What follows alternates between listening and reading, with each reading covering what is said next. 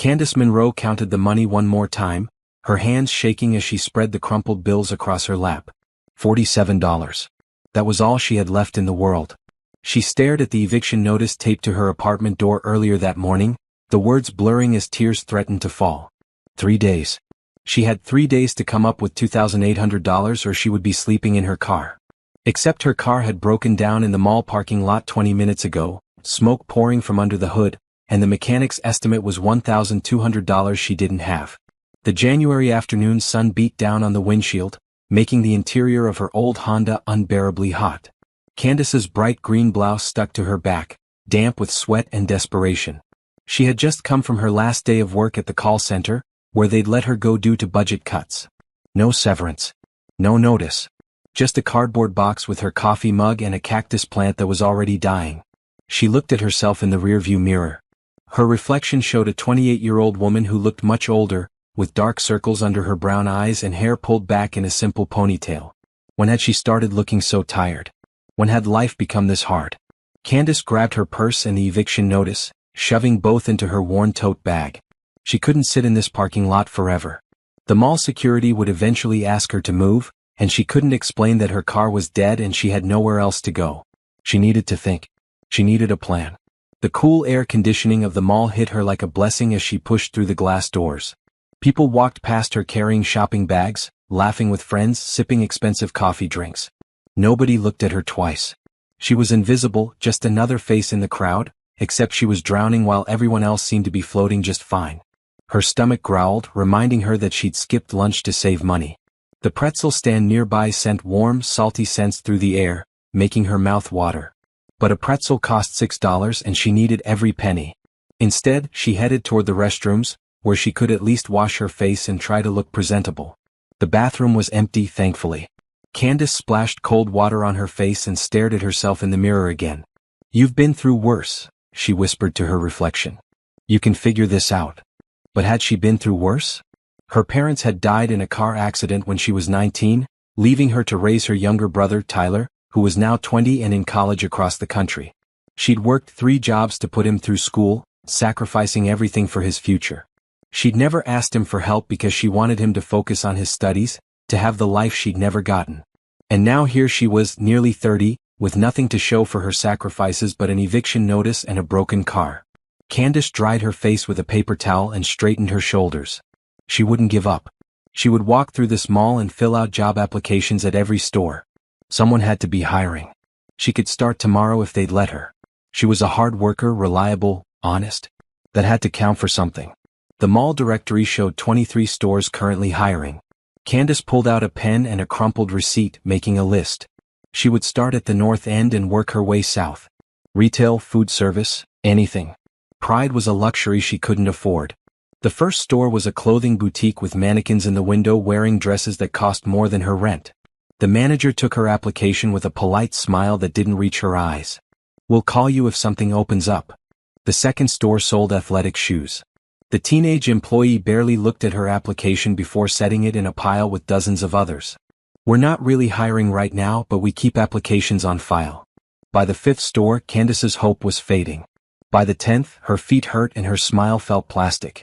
By the 15th, she wanted to sit down and cry. She found a bench near the fountain and collapsed onto it, her tote bag falling to the floor beside her. The fountain bubbled cheerfully, children throwing pennies and making wishes. Candace remembered doing that as a child, believing that a penny and a wish could make magic happen. Now she knew better. Magic didn't exist. There was only work and luck, and she seemed to be running out of both. Her phone buzzed in her pocket. A text from the electric company. Final notice before disconnection. Another bill she couldn't pay. She turned off her phone to save the battery. It was almost dead anyway and she couldn't afford to pay the bill this month. "Excuse me, miss? Are you okay?" Candace looked up to see a security guard, a middle-aged man with kind eyes and a concerned expression. She quickly wiped her face, not realizing she'd started crying. "I'm fine," she said, forcing a smile. "Just resting." "You've been walking around for over 2 hours," he said gently. "I noticed. Are you looking for something specific? Maybe I can help." The kindness in his voice almost broke her. She wanted to tell him everything. That she was homeless in 3 days.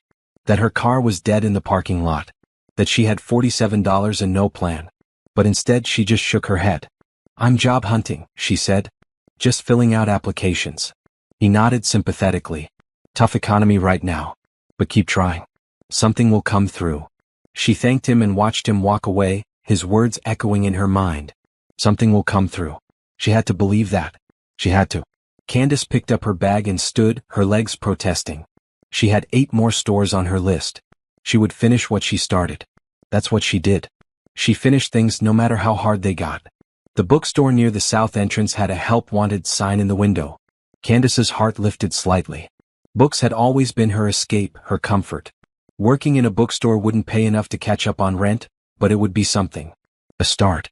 She pushed open the door, the smell of paper and coffee greeting her. The store was busy with afternoon shoppers, people browsing shelves and reading in comfortable chairs. A young woman at the counter looked up with a genuine smile. "Welcome to Chapter and Verse. Can I help you find something?" "I saw your hiring sign," Candace said, approaching the counter. "I'd like to apply." The woman's smile faltered slightly. "Oh, I'm sorry. We actually just filled that position this morning. I forgot to take down the sign. But you can leave an application and if something opens up." Candace nodded, taking the application even though she knew it would join the stack of forgotten papers in some back office. She filled it out anyway, her handwriting neat despite her shaking hands. When she handed it back, the young woman looked at her with pity. "Good luck," she said softly. Candace walked out of the bookstore and stood in the wide corridor of the mall, people streaming past her in both directions. She looked at her list. 7 more stores. She could do 7 more. But first she needed to sit down again. Just for a minute. Just to catch her breath and remember why she was doing this. For Tyler. For her future. For the chance that tomorrow might be better than today. She found another bench, this one near the children's play area where toddlers climbed on colorful structures while their parents watched. The sound of children's laughter filled the air, innocent and joyful. Candace closed her eyes and let the sound wash over her, a brief moment of peace in the chaos of her life. When she opened her eyes, she noticed a little girl standing in front of her. The child couldn't have been more than 6 years old, with dark curly hair and bright brown eyes. She wore a beautiful blue dress with white flowers, clearly expensive, and shiny black shoes. She was staring at Candace with an intensity that was both curious and unnerving. "Hello," Candace said, looking around for the child's parent. "Are you lost?" The little girl shook her head slowly, still staring. "You're sad." It wasn't a question. Candace's throat tightened. "I'm okay, sweetheart. Where's your mommy or daddy?" "My daddy's in the restaurant," the girl said, pointing vaguely toward the upper level. "But I saw you and I had to come talk to you." "You should get back to your dad," Candace said gently. "He's probably looking for you." "Not yet," the girl said, moving closer. "I need to ask you something important. Have you ever been so close to losing everything that even a stranger's kindness could break you?" Candace's story is just beginning, and what happens next will change her life forever. If you're feeling this story, please subscribe and let me know in the comments what you would do in Candace's situation. Your support means everything. Candace looked at the little girl more carefully now, noticing the expensive quality of her dress, the perfectly styled hair, the confidence in her posture despite her young age. This was a child who was loved and cared for, someone who had never known hunger or fear or the sick feeling of an eviction notice. "What do you need to ask me?" Candace said, glancing around again for a frantic parent. The play area was busy, but no one seemed to be looking for a missing child. The little girl sat down on the bench next to her, swinging her legs. "Do you like pasta?" Candace blinked. "I'm sorry, what?" "Pasta. Do you like it?" "Because my daddy makes really good spaghetti with meatballs, and he says you can tell a lot about a person by whether they like pasta." This was the strangest conversation Candace had ever had. "I like pasta just fine, but sweetie, you really should get back to your dad." "What about bedtime stories? Do you read bedtime stories?" "Sometimes," Candace said, completely confused now. "Why are you asking me this?" The little girl turned to face her fully, her expression serious beyond her years. "Because I think you would be perfect for my daddy." Candace's mouth fell open. She didn't know whether to laugh or be concerned. "I think there's been some confusion, honey. I'm just sitting here resting. I don't know your daddy." "But you could," the girl said brightly. "That's why I came to find you. I've been watching people all day and you're the one." "The one for what?" "To make my daddy happy again." The girl's voice dropped to a whisper. "He's been sad for a really long time. Since my mommy went to heaven. And I think you could make him smile." Candace's heart squeezed painfully. This poor child. Oh, sweetheart, I'm so sorry about your mommy. But I don't think. Can you braid hair? The girl interrupted. My daddy tries, but he's not very good at it. My hair gets all tangled and he says bad words under his breath. Despite everything, Candace smiled. Yes, I can braid hair. And do you like gardens? We have a really big garden with roses and a fountain and sometimes birds. Do you like birds? I do like birds, Candace admitted. Perfect. The girl hopped off the bench and grabbed Candace's hand. You have to come meet him now. Wait, no, Candace said, gently pulling her hand back. I can't just go meet your father. He doesn't know me. He'll think I'm strange. He won't think you're strange. He'll think you're nice. You have a nice face.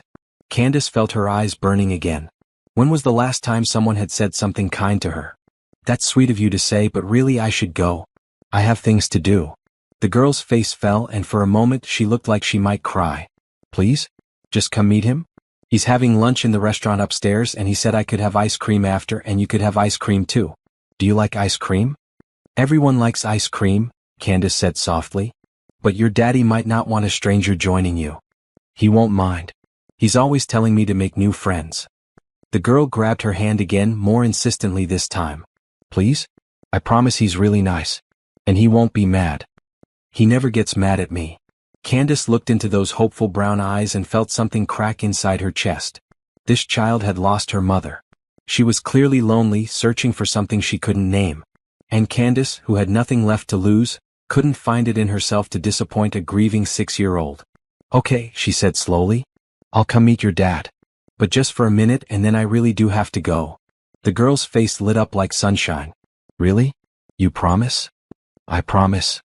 My name is Bella, the girl said, pulling her toward the escalator. Bella Romano. What's your name? Candace Monroe. That's a pretty name. Miss Candace. I'm going to call you Miss Candace. Is that okay? That's fine, Bella. They rode the escalator to the second floor, Bella chattering the entire time about her school, her teacher, her best friend who moved away, her goldfish named Bubbles. Candace listened, asking questions when appropriate, marveling at the way children could find joy in the smallest things. The restaurant Bella led her to was upscale, with white tablecloths and waiters in black vests. Candace felt immediately out of place in her wrinkled green blouse and old khaki pants. She almost turned around, but Bella had a firm grip on her hand. There he is, Bella said, pointing to a table near the window. Candace's breath caught. The man sitting at the table was younger than she expected, maybe early 30s, with dark hair and strong features. He wore a maroon button-down shirt that probably cost more than her car payment, and he was looking at his phone with a focused expression. Everything about him screamed money and success, from his expensive watch to the leather portfolio on the table. This was a terrible idea. Daddy, Bella called out, dragging Candace toward the table. The man looked up, his expression shifting from concentration to surprise to something close to alarm when he saw Candace being pulled along by his daughter. Bella, what are you doing? I thought you were in the bathroom. I found someone for you, Bella announced proudly, pulling Candace forward. This is Miss Candace and she likes pasta and bedtime stories and she can braid hair and she has a nice face. The man stood up quickly, embarrassment coloring his features. I am so sorry, he said to Candace. My daughter has a very active imagination and she sometimes. He paused, clearly searching for words. Bella, you can't just bring strangers to our table. But Daddy, she's perfect, Bella insisted. I'm really sorry, Candace said quickly, her face burning. She asked me to meet you and I tried to explain that you probably didn't want to be bothered, but she was very persuasive. The man's expression softened slightly. That she is. He looked down at his daughter. Bella, apologize to this nice lady and let her get back to her day. But I want her to have lunch with us, Bella said, her lower lip trembling. Please, Daddy? She looks hungry. Candace wanted to disappear. She wanted the floor to open up and swallow her whole. Because Bella was right. She was hungry. She looked hungry. This successful, put-together man could see exactly what she was. Broke, desperate, and pathetic. I should go, she said, taking a step back. It was nice meeting you both. But as she turned to leave, the man spoke. Wait. Candace stopped, not turning around. When was the last time you ate? The question was gentle, not accusatory, but it still made her want to cry. She slowly turned back to face him. I had breakfast, she lied. He studied her for a moment and she saw something shift in his eyes. Recognition maybe. Or understanding. Please, he said. Join us for lunch. It would make Bella happy and honestly I could use the company. Business lunches are boring. I don't want to impose. You're not imposing if I'm inviting you. He pulled out a chair. Please. Bella was already bouncing with excitement. Say yes, Miss Candace. Please say yes. Candace looked at the chair, at the menu on the table, at this man who was offering her kindness for no reason other than his daughter's request. Every instinct told her to refuse, to walk away, to not accept charity from strangers. But then she remembered the eviction notice. The empty refrigerator at home. The $47 in her purse. Sometimes pride was a luxury she couldn't afford. Okay, she said softly. Thank you. Bella cheered and climbed into the chair next to the one Candace sat in. The man settled back into his own seat and extended his hand across the table. Nicholas Romano, he said. And I apologize again for my daughter's matchmaking attempts. Candace shook his hand, noting the firm but gentle grip. Candace Monroe. And she's very sweet. You're lucky to have her. I know I am. Nicholas's smile was warm and genuine. Bella talks about needing a new friend at least once a week. I just didn't expect her to recruit someone at the mall. I'm very good at finding people, Bella said seriously. Miss Candace has kind eyes. A waiter approached and handed Candace a menu. She opened it and almost gasped at the prices. A simple salad was $18. The pasta dishes were $25 and up. Order anything you want, Nicholas said as if reading her thoughts. The chicken parmesan is excellent. Candace's stomach growled audibly. She pressed a hand to it, embarrassed. The house salad looks good. The salad is terrible, Nicholas said bluntly. Trust me on this. Get real food. The lasagna is incredible. Bella leaned over and whispered loudly, Daddy's right. The salad is just lettuce. Despite herself, Candace laughed. It felt strange laughing after the day she'd had. Okay. The lasagna then. When the waiter left with their orders, an awkward silence fell over the table. Candace folded her hands in her lap, acutely aware of her chipped nail polish and the worn state of her clothes. Nicholas seemed comfortable with the silence, sipping his water and glancing at his phone occasionally. Bella filled the quiet by drawing on her paper napkin with a crayon the waiter had brought. So what brings you to the mall today? Nicholas asked, his tone polite and conversational. Job hunting, Candace said, then immediately regretted being so honest. I mean, I'm looking for work. I lost my job recently. I'm sorry to hear that. What field are you in? I was working at a call center, but before that I did retail, food service, a bit of everything really. I'm not picky. Nicholas nodded thoughtfully. The job market is tough right now. How long have you been looking? About 4 hours, Candace said with a rueful smile. I just got the news this morning. That's recent. I'm sorry. Losing a job is never easy. The food arrived, and Candace had to stop herself from crying at the sight of the steaming lasagna placed in front of her. It smelled incredible and her stomach twisted with hunger. She waited until Nicholas and Bella started eating before picking up her fork. The first bite was heaven. The second made her realize how long it had been since she'd had a real meal. She forced herself to eat slowly, to not look desperate, even though she wanted to devour everything on the plate. Good? Nicholas asked, watching her with an expression she couldn't read. Very good. Thank you for this. My pleasure. Bella chattered between bites of her chicken fingers, telling Candace about her school play and her pet goldfish and how her daddy's house had a pool but it was too cold to swim right now. Nicholas listened patiently, occasionally correcting minor details or asking questions. Candace watched them together and felt a pang of longing. They were clearly close despite the loss they'd experienced. Nicholas was attentive and kind, never dismissing Bella's excited rambling. He genuinely seemed to enjoy his daughter's company. Miss Candace, Bella said suddenly, do you have any kids? Bella, Nicholas said warningly. No, it's okay, Candace said. No, I don't have children. I have a younger brother though. Tyler. He's in college. Do you live with him? Candace's smile faltered. No, he's away at school. So you live alone? Bella, that's enough questions, Nicholas said firmly but gently. But Candace found herself answering anyway. Yes, I live alone. In an apartment. Well, for 3 more days anyway. The words slipped out before she could stop them. Nicholas's head snapped up, his eyes sharp. What happens in 3 days? Candace put down her fork, her appetite suddenly gone despite the half-eaten lasagna in front of her. I got an eviction notice this morning. I'm behind on rent. How far behind? She shouldn't tell him. She didn't know this man. But something about his direct gaze, his genuine concern, made her want to be honest. About 3 months. I've been struggling since my hours got cut, and then today I lost my job entirely, so... She shrugged, trying to appear casual even though her hands were shaking. I'll figure something out. I always do. Nicholas was quiet for a moment, and Candace wanted to take back everything she'd said. This was supposed to be a simple lunch, not a therapy session with a stranger. I'm sorry, she said quickly. I shouldn't have dumped all that on you. You were just being nice and I... How much do you owe? Candace blinked. What? For the back rent. How much? I can't tell you that. I mean, it's not your problem. I'll work it out. Nicholas leaned back in his chair, studying her with those intense dark eyes. Humor me. How much? $2,800, she whispered. Bella gasped. That's a lot of money. It is, Nicholas agreed, still looking at Candace. And your car? Bella mentioned you looked tired from walking. Did you walk here? My car broke down in the parking lot. But I'll get it towed somewhere eventually. How much to fix it? Candace's throat tightened. I don't know. Maybe $1,200. But honestly, it might not be worth fixing. It's old.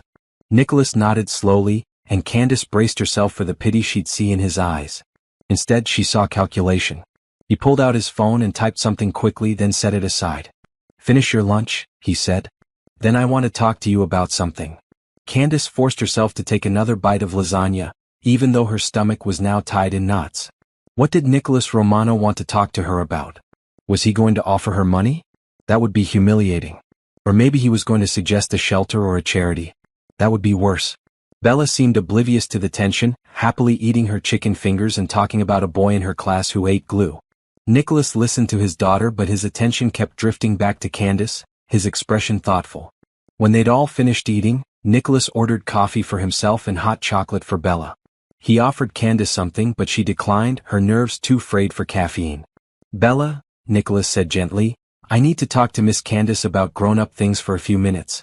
Can you go look at the bookstore across the hall? Stay where I can see you through the window. Bella's eyes widened. Are you going to ask her to marry you? Bella. Because you should. She's perfect. Go to the bookstore. Now please. Bella sighed dramatically but slid off her chair. Okay, but don't let her leave. She's the one, Daddy. I know it. Once Bella was safely in the bookstore, visible through the restaurant's windows, Nicholas turned his full attention to Candace. She shifted uncomfortably in her seat. I want to make you an offer, he said directly. And I need you to hear me out completely before you say no. Mr. Romano. Nicholas, please. Nicholas, I appreciate the lunch, but if you're going to offer me money, I can't accept. I'm not a charity case. I'm not offering charity, he said calmly. I'm offering you a job. Candace frowned. A job? Doing what? Taking care of Bella? She blinked, certain she'd misheard. I'm sorry, what? Nicholas leaned forward, his hands clasped on the table.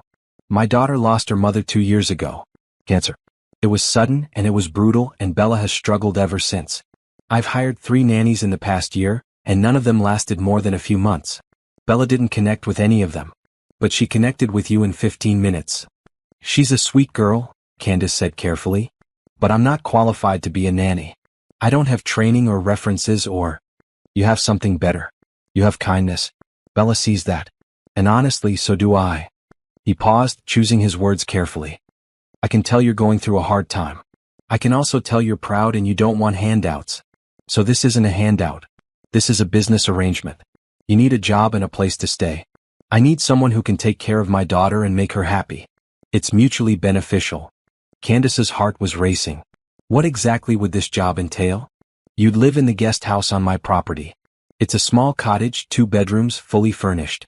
You'd be responsible for Bella when I'm working, which is most weekdays and some evenings. You'd take her to school, pick her up, help with homework, make sure she eats, all the normal things. I have a housekeeper who handles the main house and cooking most meals, so you wouldn't be responsible for that. And the salary? $5,000 a month to start, plus room and board, health insurance, and 2 weeks paid vacation. Candace's mouth went dry. $5,000? That was more than she'd made at the call center. More than she'd made at any job in her life. That's too much, she said automatically. It's the going rate for live-in care in this area. And given that you'd be on call essentially 24/7, it's actually quite reasonable. I don't know anything about being a nanny. Do you know how to feed a child? Help with homework? Read bedtime stories? Provide basic supervision? Well, yes, but then you know enough. The rest you'll learn. Bella is 6 years old, not a baby. She's in first grade. She's smart and generally well-behaved. She just needs consistency and attention and someone who actually cares about her well-being. Candace looked out the window at Bella, who was browsing books with a serious expression, occasionally holding one up to examine the cover. The little girl who had approached her less than an hour ago, insisting she was perfect for her daddy. Why me? Candace asked. You don't know anything about me.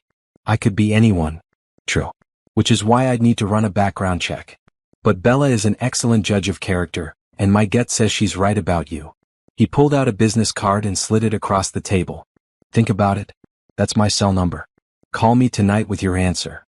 Candace picked up the card. Nicholas Romano, CEO, Romano Industries. There was an address in an expensive part of town. What does Romano Industries do? She asked. Real estate development, primarily commercial properties. We build shopping centers, office buildings, that sort of thing. So you're very successful. I've been fortunate, yes. Candace set the card down carefully. I need to be honest with you. I'm being evicted in 3 days. My car is broken. I have less than $50 to my name. If you hire me, you'll be taking a huge risk on someone who is essentially homeless. Then it's a good thing I'll be providing housing, Nicholas said simply. You don't understand. I'm a mess right now. My life is falling apart. I don't know if I'm the right person to take care of your daughter when I can't even take care of myself. Nicholas was quiet for a moment, and when he spoke, his voice was gentle. 2 years ago, I watched my wife die slowly. I had all the money in the world and I couldn't save her. After she passed, I threw myself into work because I didn't know how to be both mother and father to a 6-year-old girl. I've been a mess too, Candace. I've just been a mess with better resources. But mess recognizes mess, and I think maybe that's what Bella needs. Someone real. Someone who understands that life is hard and you just keep going anyway. Tears pricked at Candace's eyes. She blinked them back. I'd want to start immediately. I can't go back to my apartment. They'll change the locks any day now. Done. You can move in tonight if you want. I'll have the guest house prepared. And the salary? Could I have the first month up front? I need to settle some debts. Of course. I'll have my assistant cut a check this afternoon. Candace stared at him, waiting for the catch. There was always a catch. Why are you doing this? Because my daughter has been sad for 2 years, and in the 15 minutes she spent with you, she smiled more than she has in months. Because you need help and I can provide it. Because sometimes the universe puts people in your path for a reason. He smiled. And because Bella is usually right about these things. Candace looked at the business card again, at the little girl in the bookstore, at the man across from her who was offering her a lifeline when she was drowning. She thought about her pride. About her fear. About all the reasons she should say no. Then she thought about the eviction notice. The broken car. The empty future stretching ahead of her with no solutions in sight. Sometimes you had to trust that kindness was real. Yes, she said softly. Yes, I accept. And thank you. Thank you so much. Nicholas's smile widened. Excellent. Let's go tell Bella the good news. She's going to be thrilled. They walked across to the bookstore where Bella was sitting on the floor reading a picture book. When she saw them approaching, she looked up hopefully. Miss Candace is going to be your new nanny, Nicholas announced. Bella screamed with joy and launched herself at Candace, wrapping her small arms around her waist. Really? Really and truly? Really and truly, Candace said, hugging her back. I knew it, Bella said, her voice muffled against Candace's shirt. I knew you were the one. I told Daddy, didn't I? You did, baby, Nicholas said, ruffling his daughter's hair. You were absolutely right. Bella pulled back and looked up at Candace with those big brown eyes. Are you happy? Candace felt tears sliding down her cheeks, but for the first time all day they were happy tears. Yes, sweetheart. I'm very happy. Good. Because I'm going to make you happy every day. I promise. And somehow, standing in that bookstore with a little girl hugging her and a billionaire watching with gentle eyes, Candace believed it. Nicholas made a phone call while Bella showed Candace all the books she liked. His voice was low and professional, giving instructions to someone on the other end. When he finished, he slipped the phone back into his pocket and gestured toward the exit. My assistant is preparing the guest house and getting the paperwork ready. We can head over now if you're ready. Bella, did you want that book? Bella was holding a picture book about a brave little mouse. She nodded eagerly. Can I, Daddy? Of course. Miss Candace, is there anything you need to pick up from your apartment? Candace thought about her small apartment, the few belongings she had. Most of it was second-hand furniture that came with the place. Her personal items could fit in 2 suitcases. I have some clothes and personal things. Not much. We'll arrange to have everything moved tomorrow. For tonight, I'll have my housekeeper, Mrs. Chen, set you up with toiletries and anything else you need. Mrs. Chen. Candace filed away the name, trying to remember all the details Nicholas was throwing at her. They walked through the mall together, Bella holding both Candace's and Nicholas's hands, swinging between them and chattering about all the things she wanted to show Candace at home. People glanced at them as they passed, probably seeing what looked like a happy family. The thought made Candace's chest tight. In the parking lot, Nicholas led them to a sleek black SUV. He opened the back door for Bella, then paused. Where's your car? 3 rows over, Candace said, pointing to her old Honda with the smoke-stained hood. Nicholas studied it for a moment. I'll have it towed to my mechanic. He'll assess if it's worth fixing or if you need a replacement. I can't ask you to. You're not asking. I'm offering. As your employer, I need you to have reliable transportation for taking Bella to school and activities. Consider it part of the job. Candace wanted to argue, but Bella was calling for her to sit in the back seat, and Nicholas was already holding the door open. She slid in next to Bella, the leather seats incredibly comfortable. The drive took about 20 minutes, taking them out of the commercial district and into an area of sprawling estates and tree-lined streets. Candace's eyes widened as they turned through iron gates and up a long driveway. The Romano estate was massive. The main house was a modern Mediterranean-style villa, all white stone and large windows, with perfectly manicured lawns and gardens stretching in every direction. Candace could see a pool in the back, covered for winter, and what looked like a tennis court beyond that. That's our house, Bella said proudly. And that's the guest house where you'll live. She pointed to a charming cottage set back among some trees, connected to the main house by a stone pathway. It looked like something from a fairy tale, with a red door and window boxes that probably held flowers in spring. Nicholas parked in the circular driveway and helped Bella out. Candace followed, feeling like she'd stepped into someone else's life. This couldn't be real. Any moment she'd wake up on that bench in the mall. Let me show you around, Nicholas said, leading her toward the guest house. Inside, the cottage was perfect. The living area had comfortable furniture in soft blues and creams, large windows letting in natural light. A small kitchen occupied one corner, updated with modern appliances. Nicholas showed her the 2 bedrooms, one with a queen bed already made up with fresh linens, the other set up as an office with a desk and bookshelves. The Wi-Fi password is on the refrigerator, he said. You have your own washer and dryer in that closet. If you need anything, just call up to the main house or text me. It's beautiful, Candace said, running her hand along the smooth countertop. I can't believe this is where I'll be living. I want you to be comfortable. This is your home now. Bella tugged on Candace's hand. Come see my room in the big house. Please? Nicholas smiled. Let's give Miss Candace a few minutes to settle in, Bella. She's had a long day. But I want to show her everything. Tomorrow, he promised. Right now, I need to take care of some paperwork with Miss Candace, and then we'll let her rest.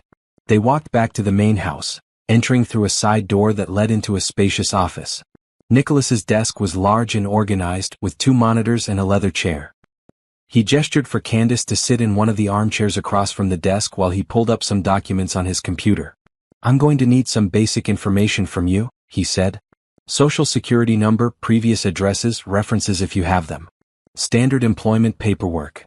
Candace provided the information, watching as he typed efficiently. When he finished, he printed several documents and slid them across the desk with a pen. Employment contract, he explained. Take your time reading it. It outlines your duties, salary, benefits, vacation time, and termination clauses. If you have any questions, ask. Candace read through the contract carefully. Everything he'd promised at lunch was there, spelled out in clear language. The salary was even slightly higher than he'd mentioned, $5,200 per month. She initialed each page and signed at the bottom. Nicholas countersigned and handed her a copy. Then he pulled out his checkbook and wrote out a check, sliding it across to her. Candace looked at the amount and gasped. This is for $5,200. Your first month's salary. You mentioned needing to settle debts. But I haven't even started working yet. Consider it a signing bonus. You'll start officially tomorrow morning, but I imagine you'll want to take care of your rent situation and any other pressing matters tonight or tomorrow. Candace stared at the check, her hands shaking. This small piece of paper represented salvation, food, safety, the future. I don't know what to say, she whispered. Say you'll take good care of my daughter, Nicholas said softly. That's all I need. I will. I promise. He stood and extended his hand. Welcome to the family, Candace. She shook his hand, then surprised herself by saying, Thank you for taking a chance on me. You won't regret it. I know I won't. Bella appeared in the doorway, bouncing on her toes. Are you done with the boring stuff? Can Miss Candace have dinner with us? Nicholas looked at Candace with a questioning expression. You're welcome to join us, but I understand if you'd prefer to have some time to yourself. I'd love to have dinner with you both, Candace said and meant it. Dinner was served in a beautiful dining room with a long wooden table. The housekeeper, Mrs. Chin, turned out to be a kind-faced woman in her 50s who welcomed Candace warmly and served a delicious meal of roasted chicken, vegetables, and fresh bread. Bella talked non-stop throughout dinner, telling Candace about school, her friends, her favorite TV shows. Nicholas listened patiently, occasionally asking questions or correcting Bella when she got too animated. Candace watched them together, seeing the love between father and daughter even as she noticed the sadness that sometimes crossed Nicholas's face when Bella mentioned something about her mother. After dinner, Bella begged Candace to help with her bath and bedtime routine. Nicholas agreed, showing Candace to Bella's room on the second floor. It was a child's dream space with a canopy bed, bookshelves full of stories, and toys neatly organized in bins. Candace helped Bella into her pajamas, a soft pink set with cartoon cats. Then she brushed the girl's curly hair, working out tangles gently while Bella chattered about what they would do tomorrow. Can you braid it? Bella asked. Daddy tries, but it always comes out lumpy. Sure, sweetheart.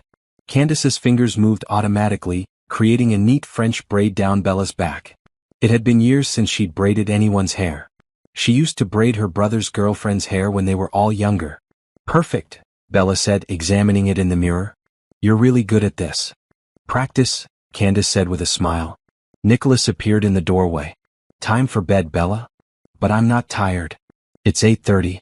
School tomorrow. Bella climbed into bed with exaggerated slowness, clearly trying to delay the inevitable. Will you read me a story, Miss Candace? If that's okay with your dad. Of course, Nicholas said, settling into a chair in the corner. Candace picked up a picture book from the shelf and sat on the edge of Bella's bed. She read about a little girl who went on an adventure to find a lost star, doing different voices for each character. Bella giggled at the funny parts and gasped at the exciting ones. When the story ended, Bella yawned and snuggled deeper into her blankets. That was the best story ever. I'm glad you liked it. Will you be here when I wake up? I'll be here, Candace promised. I live here now, remember? Good. Bella's eyes were already drooping. I love you, Miss Candace. The words pierced Candace's heart. I'll see you in the morning, sweet girl. Nicholas kissed his daughter's forehead and turned off the main light, leaving only the night light glowing. He and Candace stepped out into the hallway, closing the door quietly behind them. Thank you, he said.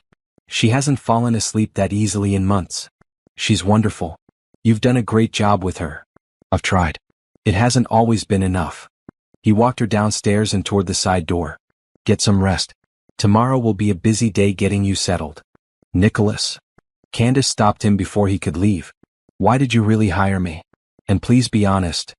He was quiet for a moment, considering his answer. Because when Bella looked at you, she smiled the way she used to smile at her mother. And because you needed help, and I've learned that sometimes the best thing you can do in this life is help someone when you have the ability to do so. My wife always said that kindness creates kindness. I'm hoping she was right. Candace felt tears threatening again. She was right. And I'll make sure Bella knows that too. I believe you will. Good night, Candace. Good night.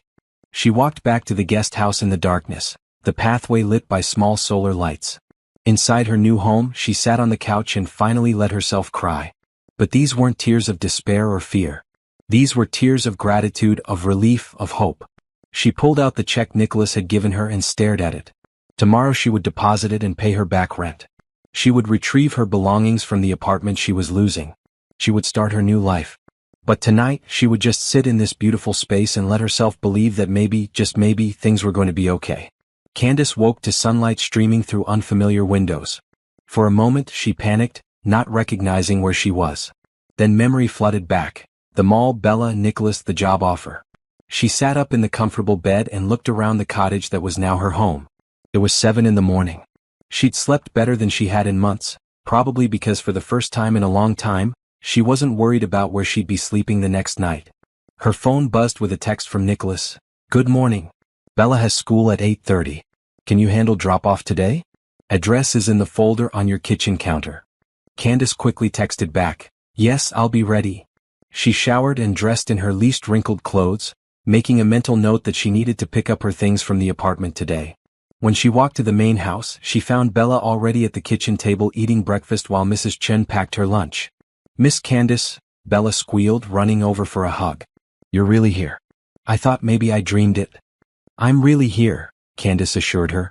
Good morning, Mrs. Chen. Good morning, dear. Coffee? Breakfast? Coffee would be wonderful, thank you. Nicholas appeared in a navy suit, looking every bit the successful businessman. Morning. Bella's school is about 15 minutes from here. I've arranged for you to use the second car. He held up a set of keys. It's the silver sedan in the garage. You have a car I can use? It was my wife's. It's just been sitting there. You might as well put it to use. Candace took the keys, noting the Mercedes emblem. Are you sure? Positive.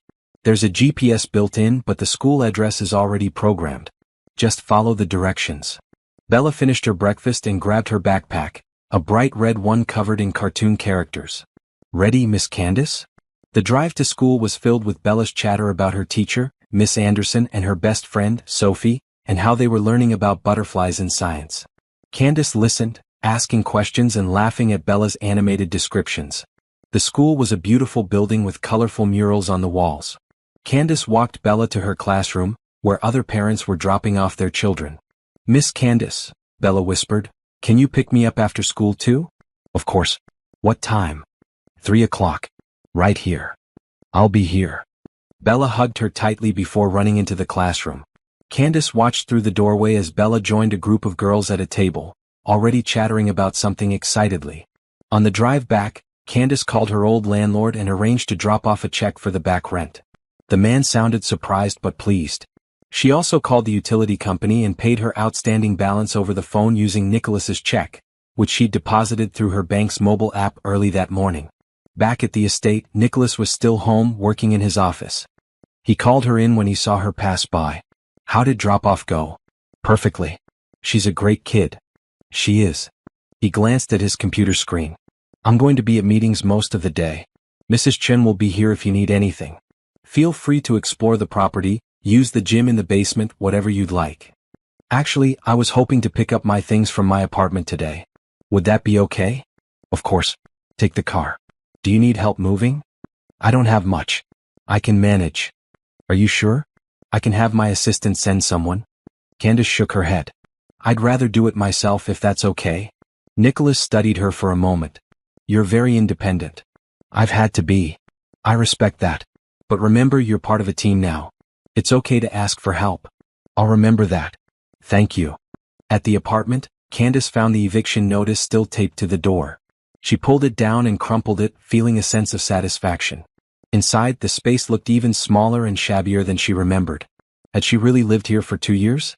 She packed her clothes, books, photos of her parents and brother, and a few other personal items.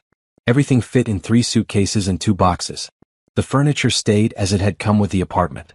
Her landlord met her as she was loading the last box into the car.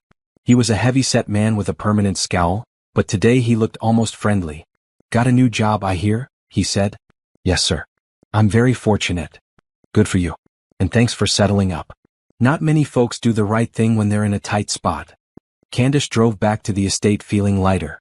She unpacked methodically, hanging her modest wardrobe in the spacious closet, arranging her books on the shelves, placing her family photos on the dresser.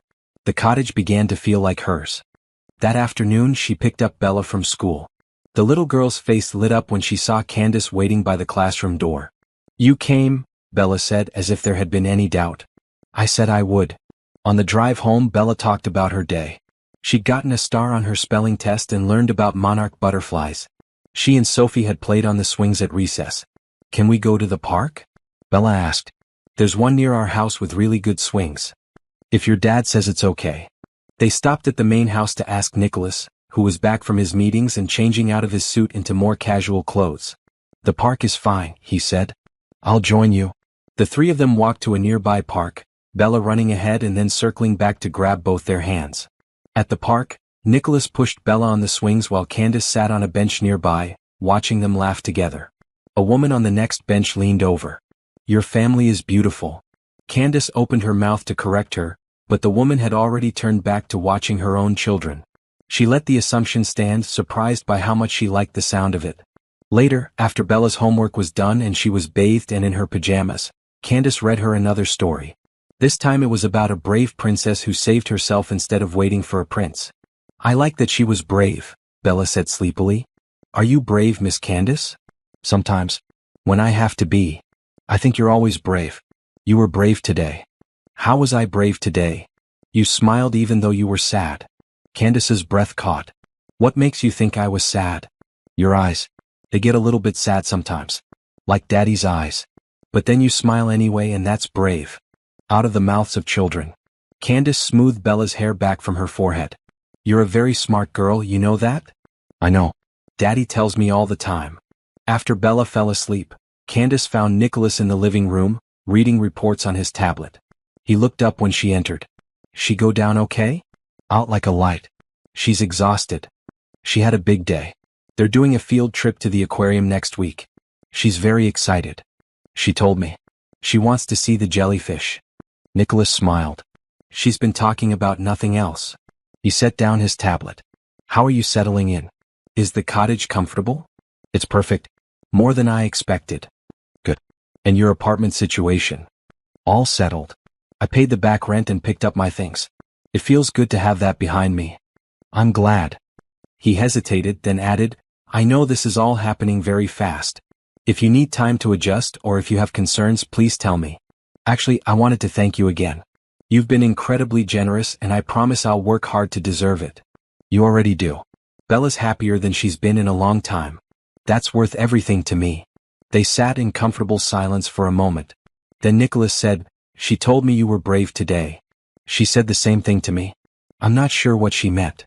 I think she meant you keep going even when things are hard. That's the definition of brave, isn't it? Candace thought about that. Maybe.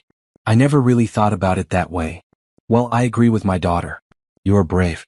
And I'm grateful you're here. That night, lying in her comfortable bed in the cottage, Candace thought about how much her life had changed in just 24 hours. Yesterday she'd been desperate and alone, counting her last $47. Today she had a home, a job, and people who seemed to genuinely care about her well-being. She thought about what Bella had said. That she smiled even when she was sad. That she was brave. Maybe she was. Maybe surviving was its own form of bravery. She fell asleep thinking about butterflies and brave princesses and little girls with wise eyes who saw more than adults realized. The next 3 weeks passed in a comfortable rhythm. Candace woke each morning, had coffee with Mrs. Chen while Bella ate breakfast, then drove Bella to school. She used the mornings to run errands, work out in the gym, or simply read in the cottage. At 3 o'clock she picked up Bella, helped with homework and supervised playtime. Nicholas often joined them for dinner, and Candace found herself looking forward to those evenings. He was easy to talk to, intelligent and funny, with a dry sense of humor that surprised her. He asked about her day, genuinely interested in her answers, and shared stories about his own work that made the world of real estate development sound fascinating. How did you get into this business? Candace asked one evening while Bella played with blocks on the living room floor. My father was a contractor. I grew up on construction sites learning the trade. When I went to college, I studied business and architecture. After graduation, I started small, renovating old buildings. One project led to another, and eventually I was developing new properties instead of just fixing old ones. He smiled. It's rewarding work, creating spaces where people live and work and build their lives. Do you still go to construction sites? Not as much as I'd like. These days I'm mostly in meetings and reviewing plans. But occasionally I'll visit a project, put on a hard hat, and remember why I love this work. Bella looked up from her blocks. Daddy took me to see a building once. It was so tall I couldn't see the top. That was the Morrison Tower, Nicholas explained. 35 floors. One of my favorite projects. Can you take Miss Candace to see it? Bella asked. Nicholas glanced at Candace. Would you like that? I'd love to see your work. Then we'll make it happen. A few days later, on a Saturday morning, Nicholas drove them into the city. The Morrison Tower was impressive, a sleek glass structure that reflected the sky. Nicholas gave them a tour, showing Candace the lobby with its marble floors and modern art installations, then taking them up to the observation deck on the top floor. "The city looks so small from up here," Candace said, gazing out at the sprawl below. "That's why I love this view. It puts things in perspective. Whatever problems you're dealing with seems smaller when you're looking at the whole picture." Bella pressed her nose against the glass. "I can see our house. Well, kind of. It's over there somewhere." They spent the afternoon exploring the city, stopping for lunch at a cafe Bella loved, then visiting a museum with a special exhibit on dinosaurs. Candace watched Nicholas with his daughter, seeing how patient he was with her endless questions, how he got down on her level to explain things, how he never seemed annoyed by her enthusiasm. "You're a good father," she told him while Bella was examining a T-Rex skeleton. "I try. Some days are harder than others." "She adores you. The feeling is mutual." He was quiet for a moment. Her mother was the truly gifted parent. She knew instinctively what Bella needed, how to comfort her, how to challenge her. "I'm still figuring it out. I think you're doing better than you realize." "Maybe. But I know I'm doing better since you arrived." "Bella's more settled, happier." "That's because of you." Candace felt her cheeks warm. "I care about her. She's easy to love." "Yes, she is." The following week, Nicholas had to fly to another city for a business meeting. He'd be gone for 2 nights. Candace assured him she could handle everything, and she did, maintaining Bella's routine without any problems. But she was surprised by how much she missed having Nicholas around, missed their dinner conversations and the way he'd check in on how her day went. When he returned, he brought presents: a stuffed dolphin for Bella and a beautiful scarf for Candace. "You didn't have to get me anything," Candace said, running her fingers over the soft fabric. It was a gorgeous blue-green color that reminded her of the ocean. "I wanted to. I saw it and thought of you." "Thank you. It's beautiful." That night, after Bella was asleep, Nicholas asked if Candace wanted to have a glass of wine with him on the back patio. The evening was mild for late winter, and the outdoor heaters made it comfortable.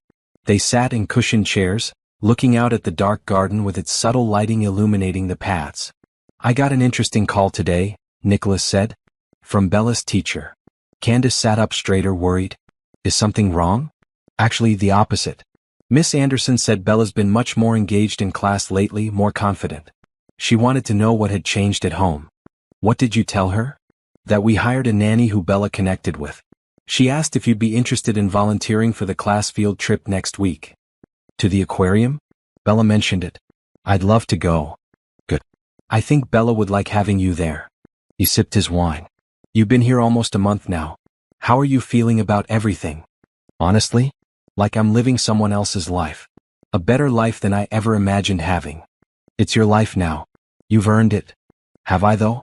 I take care of one wonderful child, live in a beautiful cottage and get paid more than I've ever made. Sometimes I feel like I'm waiting for the other shoe to drop." "There is no other shoe," Nicholas said firmly. "You're good at your job, Bella loves you, and you've become part of this household. That's not going to change." Candace wanted to believe him. "Thank you for saying that. I mean it. And I hope you know that I see how hard you work, how dedicated you are. It doesn't go unnoticed." They sat in comfortable silence, the night air cool but not cold, the wine warming her from the inside. Candace thought about how natural this felt, sitting with Nicholas talking about their days. She'd never had this with anyone before, this easy companionship. "Can I ask you something personal?" she said. "Of course. Do you ever think about dating again? I mean, I know you lost your wife and that's terrible, but you're young and successful and, well, Bella mentioned once that her grandmother keeps trying to set you up." Nicholas laughed. "My mother is relentless. She's convinced I need to remarry, for Bella's sake if not my own. She sends me profiles of daughters of her friends, arranges accidental meetings at family gatherings." "Has anything come of it?" "No. I've gone on a few dates over the past year, mostly to appease my mother, but nothing clicked. I don't know if I'm ready or if I'm just too busy or if I'm still." He trailed off. "Still grieving? Maybe. Or maybe I just haven't met the right person." He looked at her with an expression she couldn't quite read. "What about you? Anyone special in your life?" Candace shook her head. "I haven't had time for dating. Between taking care of my brother and working multiple jobs, relationships weren't really an option. And honestly, I've never been good at it. I tend to choose the wrong people." "How so?" "Men who need fixing, who have big dreams but no follow-through. I always think I can help them, save them somehow. It never works out. Sounds exhausting. It was. That's why I stopped trying. Well, maybe now that your life is more stable, you'll have time to meet someone worth your time. The thought made Candace unexpectedly sad. She wasn't sure why. Maybe, she said non-committally. They finished their wine and said goodnight. As Candace walked back to the cottage, she realized she didn't want to meet anyone. She was happy here with this life, with Bella and Nicholas and even Mrs. Chen. She didn't need anything else. Or so she told herself. The aquarium field trip was a success. Candace rode the bus with Bella's class, helping to keep 20 excited 6-year-olds organized and safe. Bella held her hand the entire time, proudly introducing her to Sophie and the other children as, "My Miss Candace." They watched the jellyfish float through the water, their translucent bodies glowing under the special lights. Bella was mesmerized, pressing her face against the glass.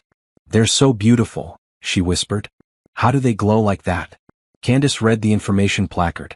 "It says some jellyfish have special proteins that make light. It's called bioluminescence." Bioluminescence, Bella repeated carefully. "I'm going to tell Daddy that word." Later they watched the dolphin show, and Bella cheered so loudly that other parents smiled. On the bus ride back, Bella fell asleep with her head on Candace's shoulder, exhausted but happy. That evening, Nicholas came home early from work, a rare occurrence. He found Candace and Bella in the kitchen making cookies, flour dusting their clothes and laughter filling the air. "Something smells good," he said, loosening his tie. "Chocolate chip cookies," Bella announced. "Miss Candace is teaching me how to bake." "Is she now?" "She's a very good student," Candace said, smiling. "We're on our third batch." Nicholas grabbed a warm cookie from the cooling rack. "These are delicious. You'll have to teach me too." "Really?" Bella's eyes widened. "You want to bake with us?" "Why not? I think I can handle mixing cookie dough." So Nicholas changed into jeans and a casual red shirt and joined them in the kitchen. He was terrible at measuring ingredients, adding too much flour and then too much butter to compensate. Candace laughed as she tried to salvage the dough while Bella giggled at her father's mistakes. "I'm better with blueprints than recipes," Nicholas admitted. "Clearly," Candace teased. "Here, let me show you." She stood next to him at the counter, guiding his hands as he measured the sugar. She was acutely aware of how close they were, how warm his arm felt against hers, how good he smelled, like clean soap, and something else, something distinctly him. Nicholas seemed to notice too. He glanced down at her and their eyes met. For a moment, neither of them moved. Then Bella called out that the timer was beeping and the moment passed. But something had shifted. Candace felt it even if she couldn't name it. Over the next few weeks, Nicholas found more reasons to come home early, to join them for activities, to be around. He helped with Bella's homework, played board games after dinner, and even joined them on their daily walks through the garden.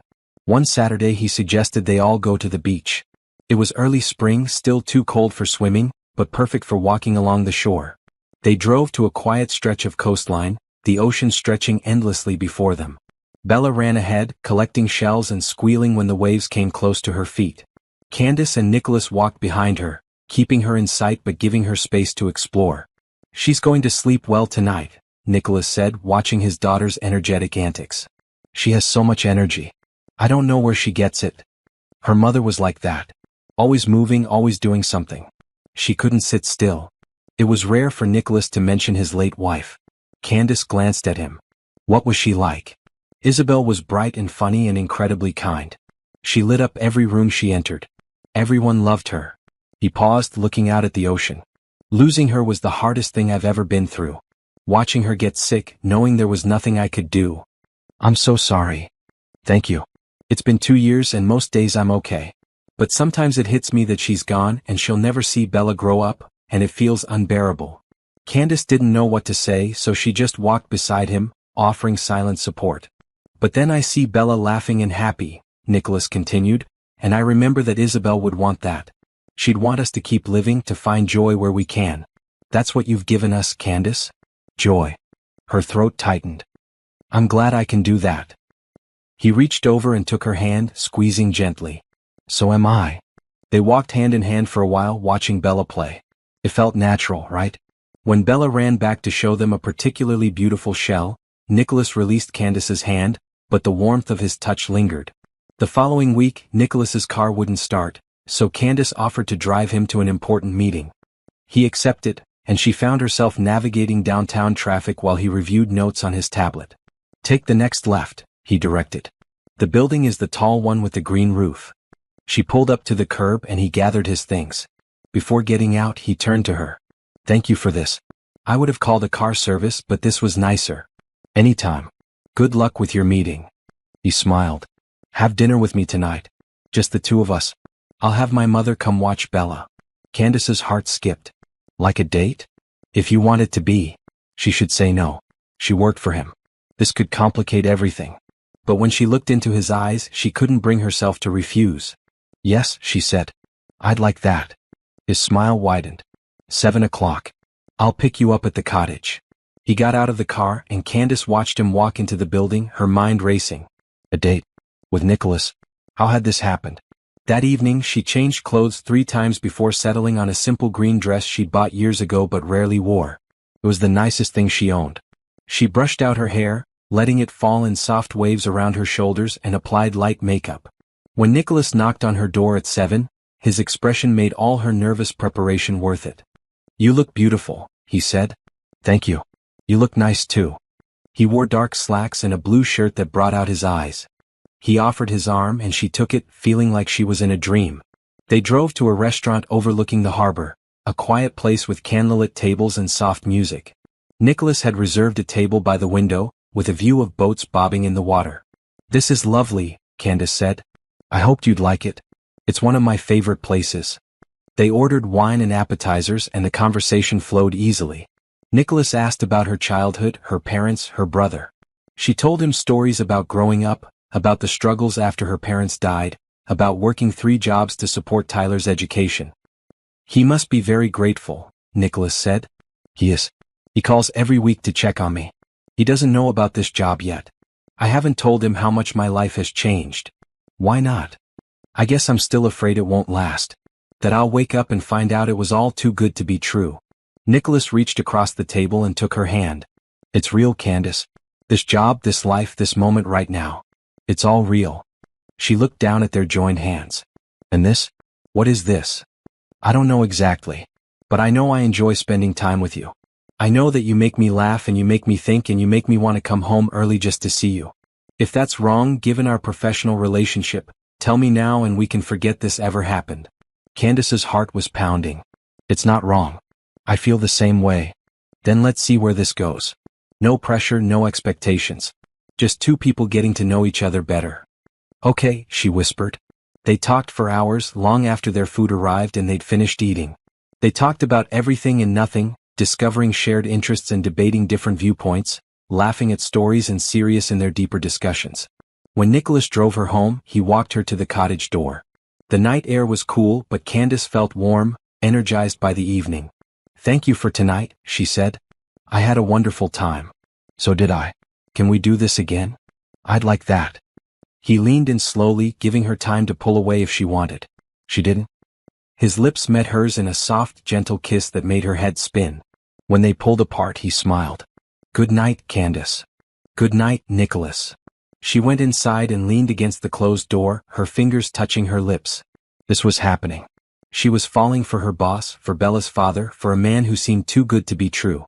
And for once, she was going to let herself enjoy it. The next few weeks were a careful dance. Nicholas and Candace continued seeing each other, going on quiet dates when his mother could watch Bella, stealing moments together in the garden after Bella went to sleep. They were careful not to be too obvious around Bella, not wanting to confuse or upset her. But Bella, perceptive as always, noticed everything. One afternoon, while Candace was helping her with homework, Bella looked up from her math worksheet. Miss Candace, do you like my daddy? Candace's pencil froze midair. Of course I like your daddy. He's a good man. No, I mean, do you like him? Like in a boyfriend way? Bella? Because I think he likes you. He smiles more when you're around. And he always asks what you're doing. Candace set down the pencil, unsure how to handle this. Your daddy and I are friends. Good friends. But you could be more than friends. You could be his girlfriend. Then you could be my mommy. The hope in Bella's voice broke Candace's heart. Sweetheart, it's not that simple. Why not? You live here. You take care of me. You make daddy happy. That's what mommies do, right? Bella, your daddy loved your mother very much. No one can replace her. I'm not trying to replace her, Bella said seriously. I still love my mommy. But she's in heaven and you're here and I love you too. Can't I love both? Tears pricked Candace's eyes. Yes, you absolutely can love both.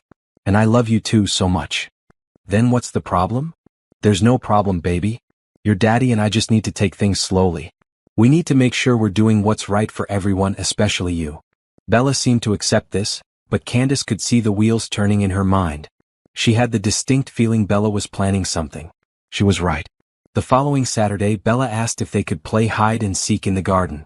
It was a beautiful spring day, perfect for being outside. Nicholas was working in his office but agreed to take a break and join them. I'll count first, Bella announced. Close your eyes and count to 50. Candace and Nicholas dutifully closed their eyes while Bella counted loudly. When she reached 50, they scattered to find hiding spots. Candace found a spot behind a large hedge near the garden shed. She crouched down, trying to stay quiet, listening for Bella's footsteps. Found you, Daddy, she heard Bella call out from somewhere near the pool. Then nothing. Minutes passed. Candace started to wonder if Bella had forgotten about her. Bella, she called out. Did you find me? No answer. She stood up and walked around the hedge looking for the little girl. That's when she heard Nicholas calling Bella's name too. Did she find you? Candace asked when she met up with Nicholas near the fountain. Yeah, a few minutes ago. She told me to wait for her by the shed. But she never came back. They walked to the shed together, both starting to worry. Bella, Nicholas called. Game's over, honey. Come out. I'm in here, came Bella's voice from inside the shed. Nicholas tried the door. It was locked. Bella, why is the door locked? It locked by accident. I can't get out. Stand back. I'll open it. Nicholas pulled on the door but it wouldn't budge. He examined the lock. This is locked from the outside. Bella, did you lock us out? Maybe, came the small voice. Bella Romano, open this door right now. I can't. The key is in the house. Nicholas and Candace looked at each other. Understanding dawned on both their faces. You locked us in on purpose, Candace said. Maybe, Bella repeated. You need to talk. I'm helping. Nicholas ran a hand through his hair. Bella, this is not okay. We're not playing anymore. Go get the key. Not until you talk to Miss Candace about being boyfriend and girlfriend. Candace covered her mouth to hide her smile. Nicholas looked equal parts frustrated and amused. How long have you been planning this? He asked. A week. Sophie helped me. She said her mom locked her dad in the garage once when they were fighting, and they came out all happy again. I figured it would work for making you happy too. We're already happy, baby, Nicholas said. But you'd be happier if you stopped pretending you're just friends. Nicholas looked at Candace. She's not wrong. No, she's not. They were standing close together in front of the shed door, close enough that Candace could feel the warmth radiating from him. The garden was beautiful around them, flowers beginning to bloom, the afternoon sun making everything glow. We've been careful, Nicholas said quietly. Not wanting to rush things, not wanting to complicate the situation with work. I know. But I think we're past that point, don't you? Candace's heart raced. What are you saying? I'm saying that I have feelings for you. Real feelings. And I'm tired of pretending I don't. I have feelings for you too, she admitted. I tried to keep things professional, but you can't help who you fall for. No, she whispered. You can't. He cupped her face in his hands, his thumbs brushing her cheeks. Then let's stop fighting it. Let's see where this goes. What about Bella? What about your work and my job and all the complicated things? We'll figure it out. Together. He kissed her then, slow and sweet, and Candace felt something inside her shift and settle into place. This was right. This was where she was supposed to be. When they pulled apart, they heard clapping from inside the shed. Finally, Bella called out. Now can you kiss again? Sophie says that's what boyfriends and girlfriends do. Nicholas laughed. How about instead you go get that key? Okay. But you have to promise to be girlfriend and boyfriend for real. We promise, Candace said, unable to keep the smile off her face. They heard Bella's footsteps running toward the house. Nicholas pulled Candace close, wrapping his arms around her. Our daughter is quite the matchmaker, he said. Your daughter, Candace corrected gently. Our daughter, Nicholas repeated firmly. If you'll have us, both of us. Candace rested her head against his chest, listening to his heartbeat. I already have you. Both of you. They stood there in the garden, holding each other until Bella returned with the key and let them out. She immediately hugged both of them, squealing with delight. I knew it, she said. I knew you were perfect for each other. I'm the best matchmaker ever. Yes, you are, Nicholas agreed, ruffling her hair. But no more locking people in sheds, understood? Understood. But it worked, didn't it? Candace laughed. Yes, it worked. That night, after Bella was asleep, Nicholas and Candace sat on the patio again, this time holding hands openly. I want you to know, Nicholas said, that I'm serious about this. About you. It's not just about convenience or gratitude or any of the practical reasons people might think. I know. I feel the same way. And I know we're doing this backwards, that we probably should have dated before you moved in and started taking care of my daughter, but life doesn't always happen in the right order, Candace finished. And maybe this was the right order for us. Maybe it was. He kissed her hand. I'm falling in love with you, Candace Monroe. Her breath caught. I'm falling in love with you too, Nicholas Romano. They sat under the stars, planning their future, talking about what this meant for them, for Bella, for their unconventional little family. And for the first time in years, Candace felt completely at peace. Spring turned to summer, and with it, Candace's relationship with Nicholas deepened. They were careful to maintain appropriate boundaries around Bella, but the little girl had already decided Candace was going to be her new mother, and nothing they said could convince her otherwise. Nicholas's mother, Elena Romano, came for Sunday dinner one evening. Candace was nervous about meeting her, but Elena was warm and welcoming, if a bit direct. So you're the woman who's made my son smile again, Elena said, looking Candace over with sharp but kind eyes. I hope so, Candace replied. And my granddaughter adores you. The feeling is mutual. Good. That's what matters. Elena patted Candace's hand. I don't care about your background or where you came from. I care that you're good to my family. Are you good to my family? I try to be. Then we'll get along just fine. Dinner was pleasant, filled with laughter and stories. Elena regaled them with tales of Nicholas as a child, much to his embarrassment and Bella's delight. After Elena left, Nicholas found Candace in the cottage. I'm sorry if my mother was intense. She wasn't. She was protective. I respect that. She liked you. I could tell. How could you tell? She didn't suggest I date anyone else. That's her highest compliment. Candace laughed. I'll take it. Nicholas pulled her into his arms. Come to the charity gala with me next month. As my date officially. That's very public. I know. But I'm tired of hiding how I feel about you. I want people to know you're important to me. What about Bella? Will she be okay with us being so open? She'll probably throw a party. You know how she feels about this. Candace did know. Bella had been asking when Candace was going to officially be her mommy, and it was getting harder to explain why things took time. The gala was 3 weeks away. Candace had nothing appropriate to wear, so Nicholas insisted on taking her shopping. He brought Bella along, making it a family outing. At the boutique, Bella helped Candace pick out dresses to try on, offering opinions on each one. Too boring, she said to a black dress. Too sparkly, to a silver one. Perfect, to a deep blue gown that hugged Candace's curves and flowed like water when she walked. Nicholas agreed. When Candace stepped out of the dressing room, his expression made her feel beautiful. That's the one, he said quietly. The night of the gala, Candace felt like she was in a dream. The event was held at a historic hotel, with a grand ballroom and hundreds of guests in formal wear. Nicholas introduced her to business associates, friends, and colleagues, always with his hand at the small of her back, always making it clear she was with him. They danced together, swaying to soft music, surrounded by glittering chandeliers and elegant decorations. Having fun? Nicholas asked. More than I expected.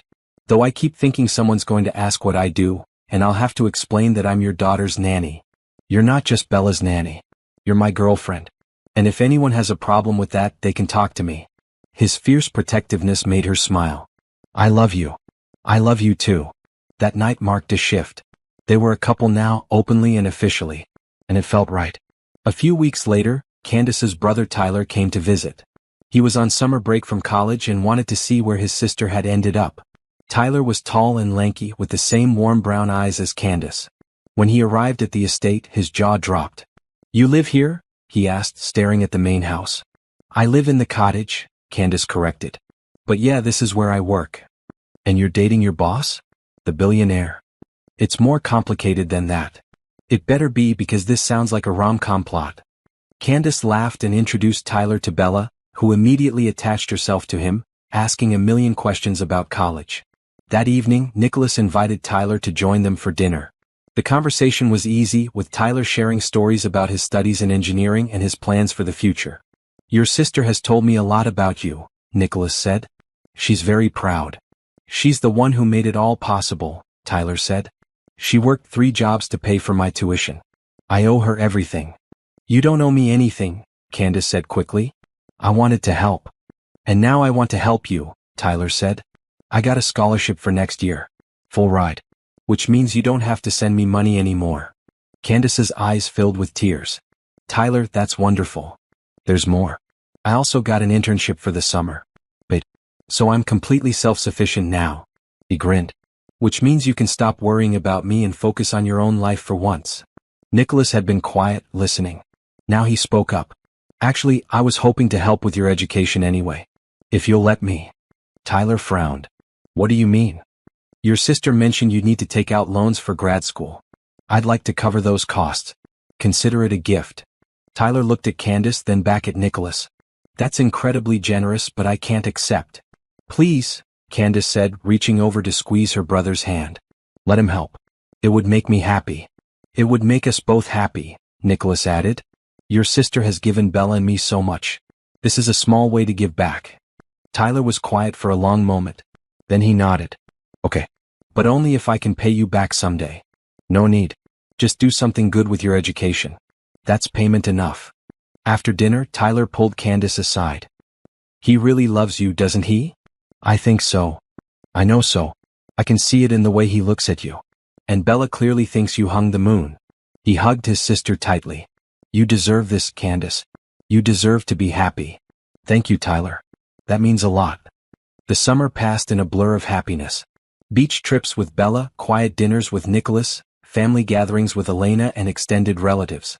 Candace felt more settled than she ever had, more loved, more complete. One evening in late August, Nicholas asked her to take a walk with him in the garden. The sun was setting, painting the sky in shades of pink and orange. "There's something I want to talk to you about," he said, sounding nervous. "Okay. We've been together for 6 months now. And they've been the best 6 months of my life since Isabel died." Candace's heart started pounding. "They've been wonderful for me too. I know we moved fast. I know this whole situation is unconventional. But I also know that what we have is real and rare and worth fighting for." He stopped walking and turned to face her. "I love you, Candace. And I want to build a future with you. I want that too. Then let's make it official. Move into the main house with us. Not as Bella's nanny but as my partner. As part of this family." Tears streamed down Candace's face. "Are you sure?" "I've never been more sure of anything." She threw her arms around his neck. Yes, I'll move in. I love you so much." He kissed her long and deep, and Candace felt her heart swell with joy. This was her family now. This was her home. Are you feeling the love? Sometimes the best things in life come when we least expect them. If this story is touching your heart, please subscribe and comment below with your thoughts on Candace's journey. Have you ever had a moment that changed your life completely? 6 months later, in February, Candace prepared for what she thought would be a normal Saturday. Nicholas had suggested they all go to the mall, the same one where Bella had first found her over a year ago. "Why the mall?" Candace asked as they drove. "I want to pick up something from the jewelry store," Nicholas said casually. "We could have done that closer to home." "This mall has sentimental value," he said with a mysterious smile. Bella was unusually quiet in the back seat, and when Candace glanced back, she saw the little girl grinning with barely contained excitement. At the mall, Nicholas led them to the exact spot where Bella had first approached Candace. The fountain was still there, still bubbling cheerfully. "Do you remember this place?" Nicholas asked. "Of course. This is where I met Bella. Where my whole life changed." "Good. I wanted you to remember." Then he got down on one knee.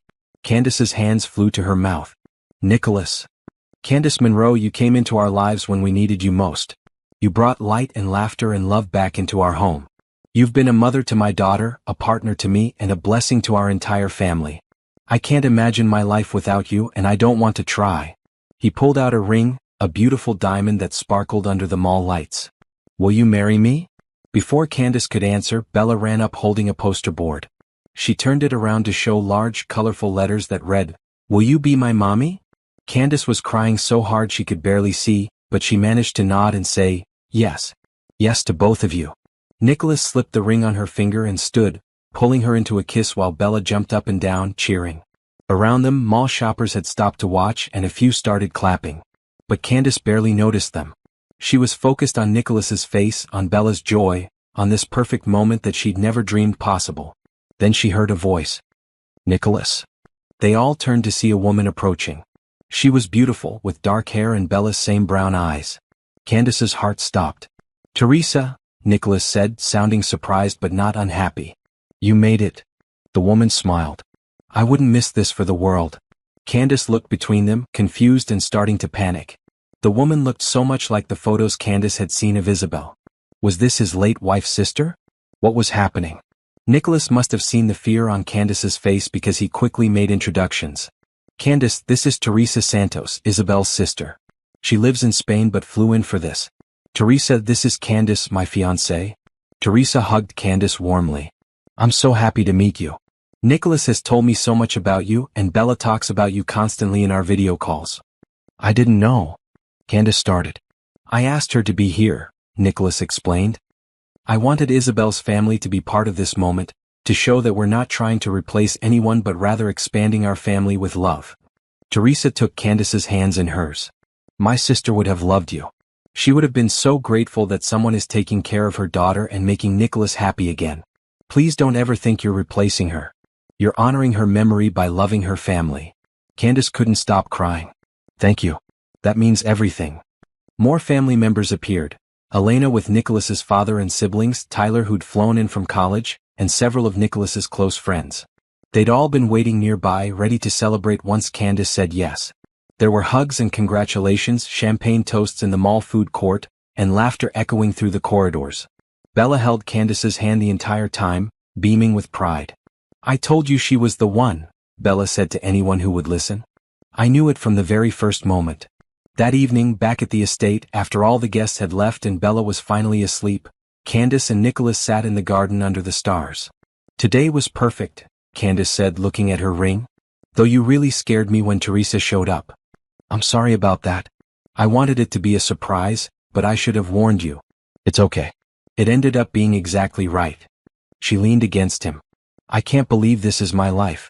A year ago I was desperate and alone. Now I have everything I could ever want. We have everything we could ever want, Nicholas corrected. You, me, Bella. This is our family. Our family, Candace repeated, loving the sound of it. 3 months later they were married in the garden at sunset. Candace wore a simple white dress, elegant and understated. Bella was her flower girl, wearing a beautiful maroon dress and carrying a basket of rose petals. Tyler walked Candace down the aisle, whispering, Mom and Dad would be so proud of you. The ceremony was small and intimate, just close family and friends. Teresa gave a reading about love and new beginnings. Elena cried happy tears. And when Nicholas and Candace exchanged vows, promising to love and cherish each other, there wasn't a dry eye in the garden. Bella had insisted on adding her own vows. When it was her turn, she stood between them and said solemnly, I promise to be the best daughter ever. And I promise to remember my first mommy while loving my new mommy with my whole heart. And I promise to always tell the truth, except when planning surprise parties. Everyone laughed and Candace pulled Bella into a hug, unable to speak through her tears. The reception was joyful, with dancing and toasts and a cake that Bella helped decorate, which explained the abundance of rainbow sprinkles. As the evening wound down and guests began to leave, Candace found a quiet moment alone with Nicholas. Thank you, she said. For what? For seeing me that day in the mall. For taking a chance on me. For loving me. I should be thanking you. You saved us, Candace. Both of us. We saved each other, she said softly. They danced together under the fairy lights strung through the garden, swaying to soft music, surrounded by the people they loved. Later, as they were saying goodnight to the last guests, Bella ran up to them, still full of energy despite the late hour. Are you happy? She asked Candace. Happier than I ever thought possible. Good. Because I told Daddy you were the one, remember? I'm never wrong about these things. No, Candace agreed, hugging her daughter close. You're never wrong. That night, after Bella was finally asleep in her room, Candace stood in the master bedroom she now shared with Nicholas. She looked at her wedding ring, at the photos on the dresser that now included pictures of their new family, at the life she'd built from nothing. Nicholas came up behind her, wrapping his arms around her waist. What are you thinking about? About how much can change in a year. About how I almost gave up that day at the mall. About how grateful I am that Bella found me. She did find you, didn't she? She always said it was meant to be. Maybe it was. Maybe sometimes you have to lose everything to find what you were always supposed to have. I like that, Nicholas said, kissing her temple. And I like that we get to spend the rest of our lives figuring out what else we're supposed to have. Together. Always together.